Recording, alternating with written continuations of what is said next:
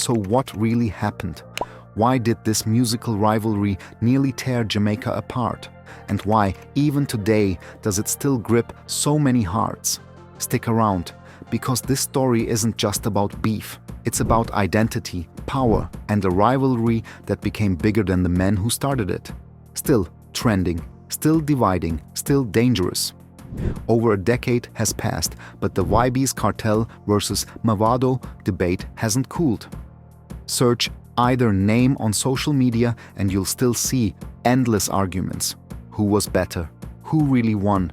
Who carried dancehall further? Kartel is literally serving a life sentence, yet still manages to drop tracks that trend in hours. Meanwhile, Mavado remains a respected force, with global features and fans who claim he was the more mature, consistent artist. The craziest part? New generations. Kids who were in diapers during the peak of Gaza versus Gully are now discovering the music and picking sides as if they were there when it started. That's not nostalgia. That's cultural inheritance. This is why the story still matters. It's not just about two artists clashing. It's about how we as people absorb conflict, how we attach ourselves to ideologies through music, and how rivalries can ripple far beyond the studio. The roots. Gully meets Gaza. To understand how it got so deep, you've got to go back to the beginning. Mavado, real name David Brooks, grew up in Cassava Peace, a rough area in Kingston. His voice was soaked in pain and melody. Songs like Real McCoy and We Dem Ado weren't just hits, they were cries from the streets. His music had soul, sorrow, and street credibility. Vybz Kartel, born Adidja Palmer, was from Portmore, Gaza. But Kartel wasn't just another DJ. He was a strategist, a lyricist, a brand. He built a movement, the Gaza Empire, that wasn't just about music. It was about rebellion, about challenging systems. He gave his fans language, identity, and pride. Two men, two sounds, two worlds.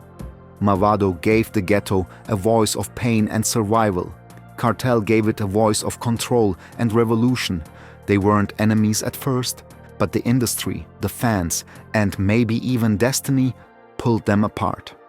2008 to 2010, the war years. At first, the jabs were playful, then they got personal, then they got surgical.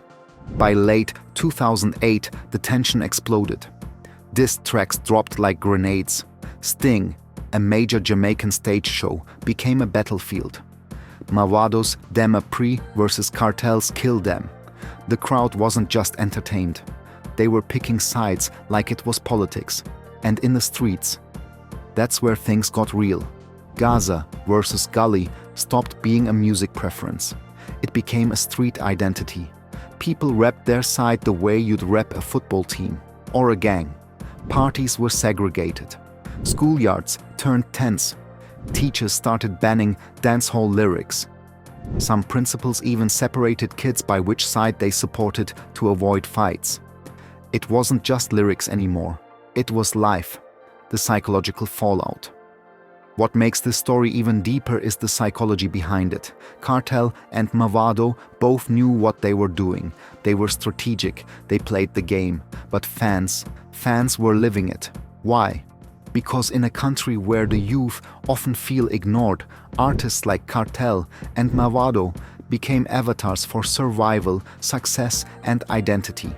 Choosing a side wasn't just about whose music you liked, it was about who you were. Kartel gave kids permission to be loud, proud, and unfiltered. Mavado gave them a voice for pain, faith, and struggle. Both men offered purpose.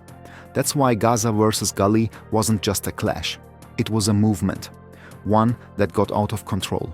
And while the artists had security, platforms, and labels, most fans didn't. They were the ones who got suspended from school, locked up, or caught in real-life drama over a lyrical feud. Then, it all changed. In 2011, the story took a sharp turn.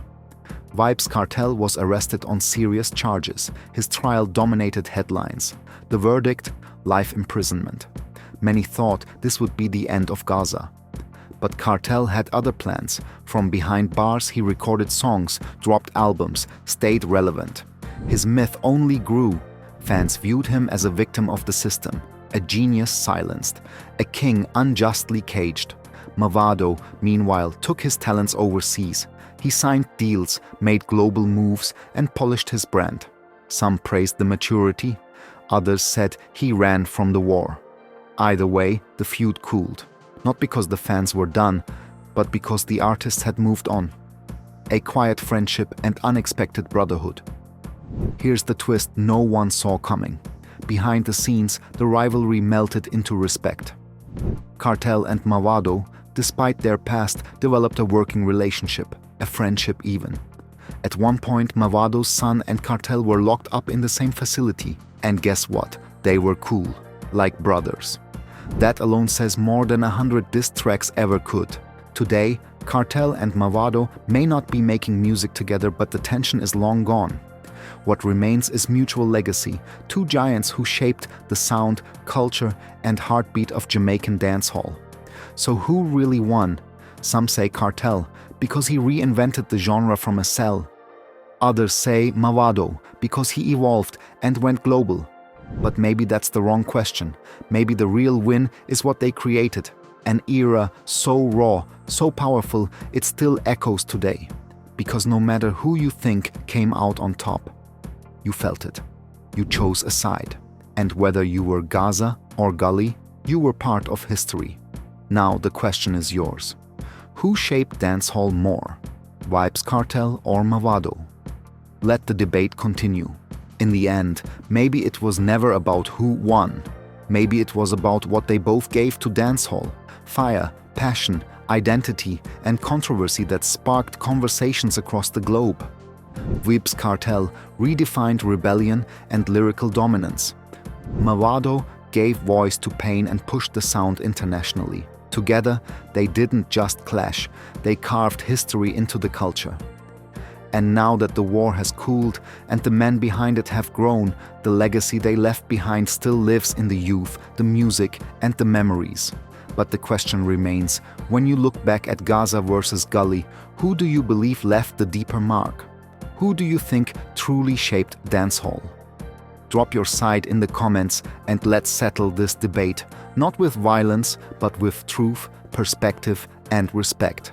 Because no matter what side you were on, one thing is certain, you lived through the most legendary era in dancehall.